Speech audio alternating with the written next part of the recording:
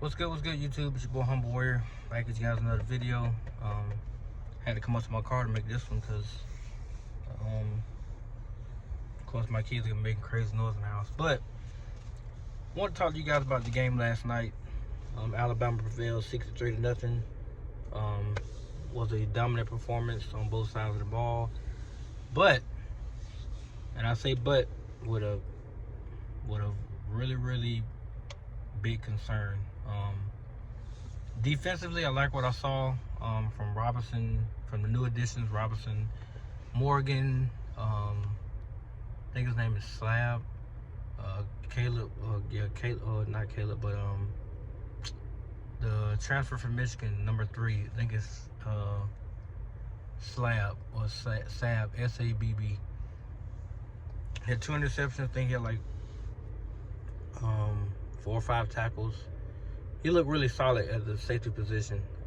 We had Robinson on the front, and Lawson was making plays on defense, and I think Malachi Moore is still on the defense as well. Yeah, he was, because he nearly got called for targeting. But the defense looked young, revamped, flying around. Loved the energy that they had, forcing turnovers. Like I said, the 2 interceptions and the fumble. Not the fumble, the sacks, tackle for losses, even the basically stifling them when they got in the red zone, I think, which was like 2 or 3 times. So, brilliant effort defensively. However, I mainly want to talk about the offense because, so I was reading the comments on Facebook, and I kind of feel like people are missing the point.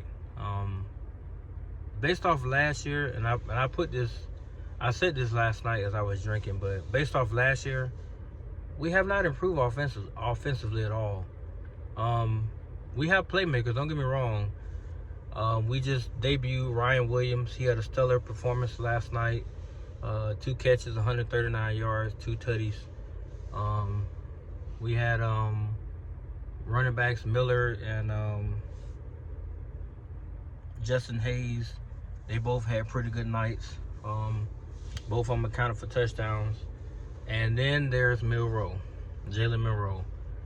And I know people are going to say, oh, well, you know, it's just one game.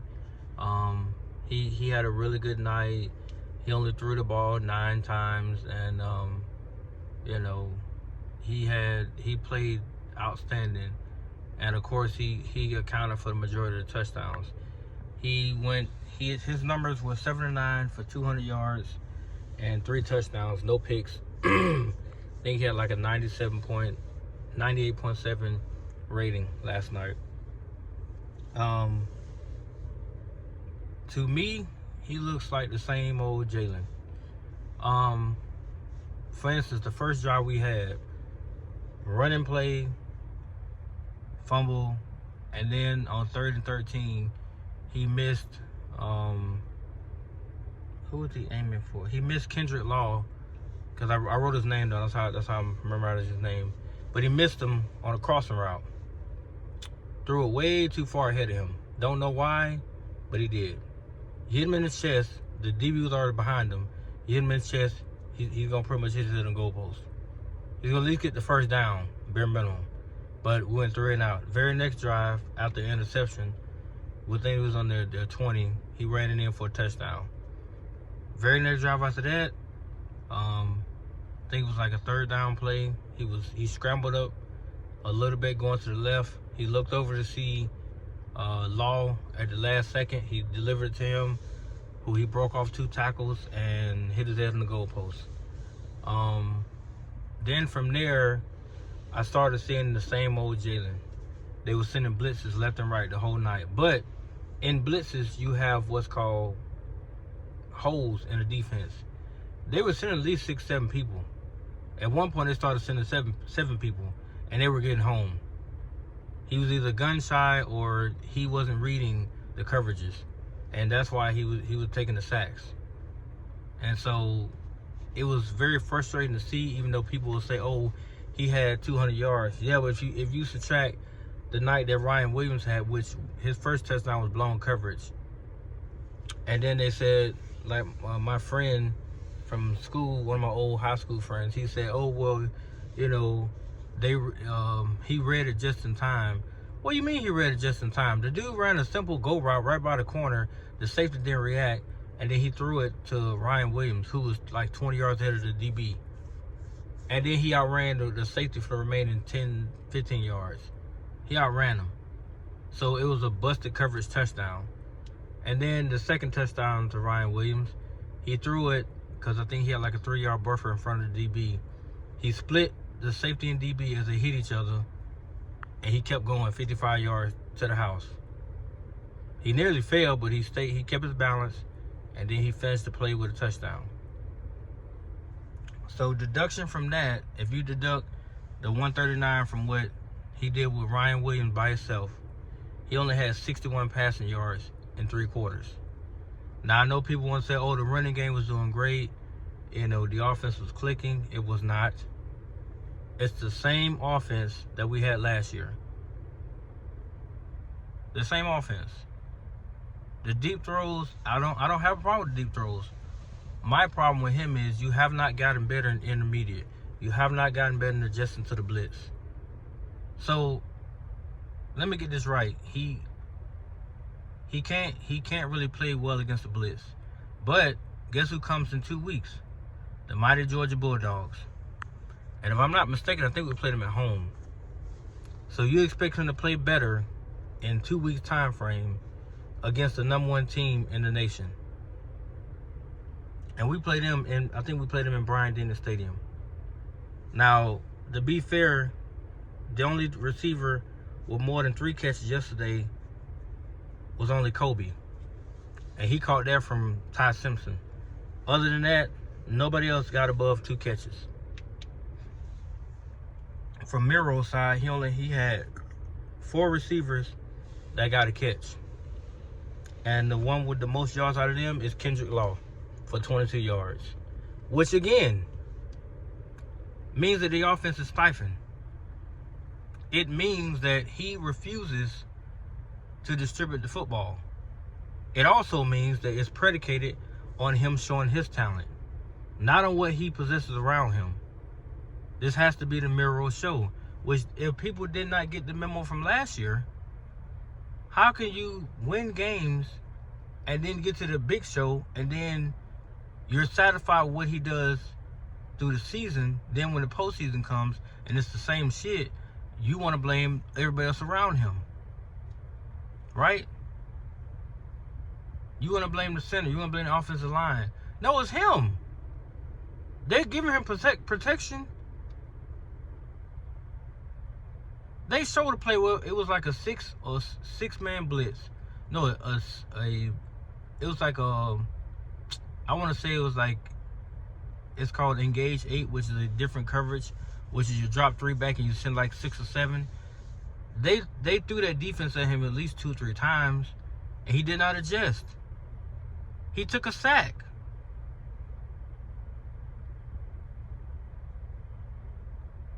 Michigan did the same thing to him last year. Or were y'all not paying attention? Except we countered with a faster tight end, and he refused to throw in the ball. He was steadily looking for somewhere to run to or get out of a tiny crease hole to get out the run and show his legs. And the tight end had already broken away from the blitzing linebacker. So he was nowhere near the defender. Now, Kalen DeBall, he coached a masterful game. And defensively, like I said, they were sharp as attack. They gave up, 1 or 2 drives where marched down the field, but that's football. Other than that, they were very sound defensively. They didn't give them many yards last night, which is encouraging to see. But to me, people lose sight of what the real issue is because of the final score. 63-0 don't tell me nothing. Because the first half, we could literally barely get a balanced offensive attack.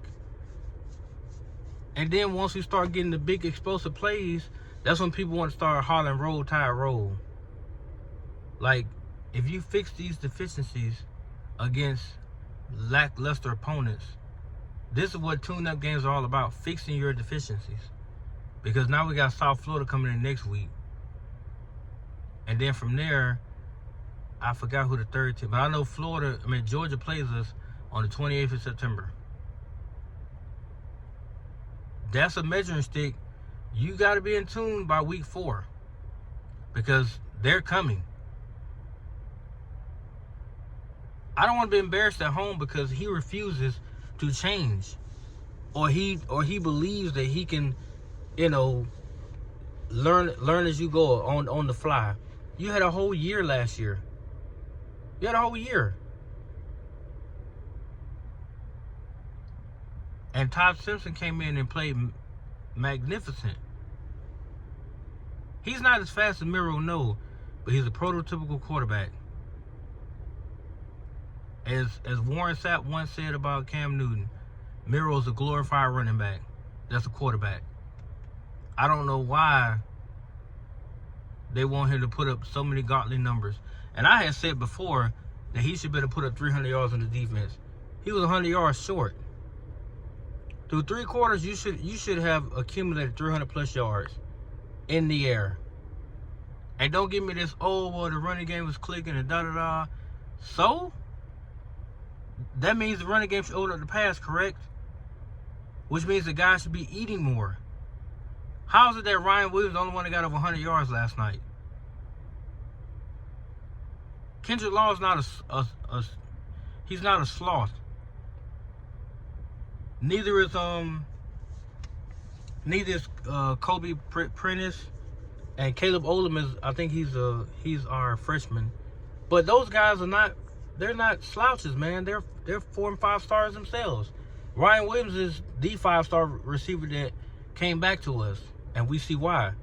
But he shouldn't have been the only one last night with a big plate. Kobe Prentice should have got in on that. Kendrick Law should have got more catches. Come on, guys. This is chess, not checkers. I stole that from unofficial coach, but I mean, this is what it is. You can't sit here and say with a straight face that you're satisfied with what you saw last night. If you do, I really feel bad for you. Because as the season progresses, our schedule doesn't get any easier. And then when he starts to falter, and we're going 3 and out on countless drives, and the defense is out there to dry, and then you start to blame the defense because they're playing 70, 80, 90 plays because our incompetent quarterback can't read a defense, or he panics. When the pocket starts to clap, he panics. He has no pocket presence. And he can't step up to make a throw outside of trying to be mobile. Come on, man. And I hope to God he don't do what he did with Isaiah Bonds, where all he sees is number 7, where all he sees is Ryan Williams out there, because there's more guys than just Ryan. There's more guys that are getting open than just him.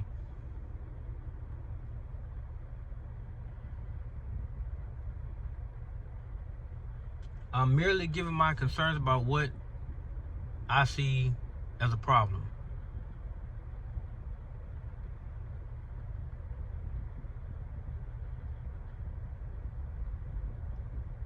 And if Coach DeBoer don't fix them, they're going to become a glaring problem that other teams will identify like they did last season. Especially, that's why I give credit where credit due with Michigan. They saw it coming. They saw what he could not do. They saw it. They took away the deep ball and forced him to throw 10 to 20 yards, the intermediate throws. He couldn't do it. And they realized that pressure breaks him. If he got a clean pocket, he'll sit back there and pick you apart to a degree. But for every time he drops back with a clean pocket, 9 times out of 10, he looking to run. He's trying to find an escape valve. So that's why you always see him. He might go to the first read. He might go to the second. After that, he going to get out of that pocket and take off somewhere. Because the DBs are going to turn their back to one of the receivers. Once they do that, ain't no linebacker going to catch him. So then you just basically at his mercy.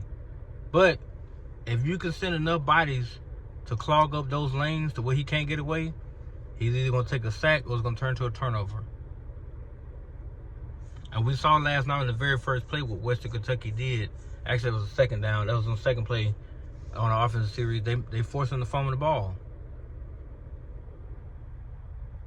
Thank God we recovered it, but